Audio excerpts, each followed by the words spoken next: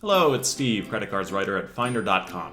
It's a new year, which means it's a new opportunity to get your finances in order, raise your credit score, and maybe earn some rewards while you're at it. Here are 7 credit card hacks for the new year. So let's start with our heaviest hitter.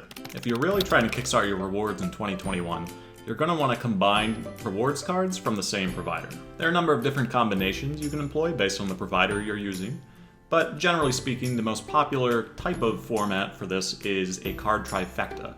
And that includes 3 kinds of cards. One card that earns rotating rewards quarterly, one that earns flat rewards all year round, and one card that can redeem those rewards at a higher rate.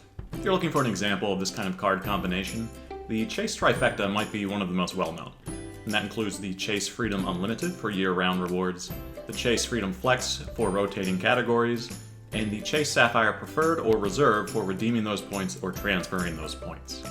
What makes this combination so strong is that you're consistently earning the maximum number of points possible across these 3 cards and redeeming them for the highest value possible within that reward system. So the 2 earning cards, in this case the Freedom Unlimited and the Freedom Flex, will feed their points into the Chase Sapphire Preferred or Reserve, and then you can redeem those points at a higher value. If you do this correctly, then you can double, triple, or even quadruple the value of your points, and that's where a lot of the hidden value of rewards cards lies. Hack number 2, and perhaps one of the best kept secrets of rewards cards, is using your card provider's shopping portal. So this portal is a shopping website you can access through your account that will have dozens, if not hundreds, of deals with participating retailers.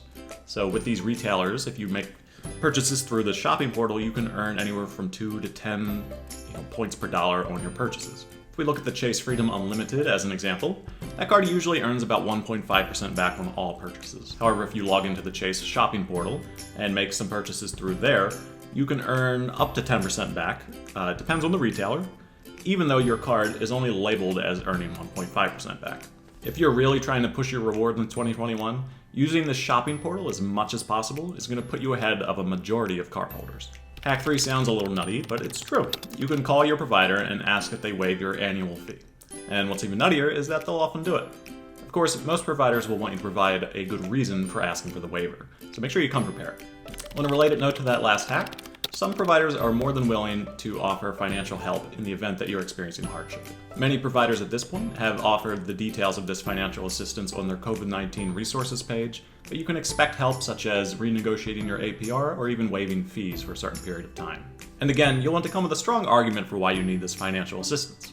So coming with a proof of financial hardship, such as a loss of job, cut hours, or even proof that you've been a responsible credit user in the past are all going to help your case. If you're trying to build credit in 2021, have a sign-up bonus you're trying to earn, or just simply have a card that earns rewards on such purchases, try making a number of small purchases on your credit card every day. These small purchases can really add up on a rewards card, and best of all, they all go a long way toward helping your credit score over time. Just make sure you make those payments at the end of the month, or that $5 coffee is going to cost you a lot more.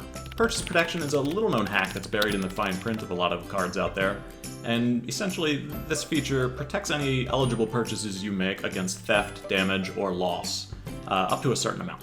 The exact rules and policies are going to differ from card to card, but generally speaking, you have a certain amount of time to make your claim after the damage or loss, and it must be on an eligible item. So this is a really handy feature to have if you shop frequently at stores or retailers that don't offer theft or loss in their protection plans. Of course, most providers will have a certain number of requirements to make your request. Among them, you need to have supporting documentation, you have to be returning the item for a reason that they cover, and you have a certain amount of time to make your request. You can find even more hacks for making the most of your credit card spending over at our full guide on Finder.com. But before you head there, if you learned something new today, go ahead and give this video a like. And you can hit that subscribe button below so you'll be the first to know when the new Finder video drops. Happy hacking!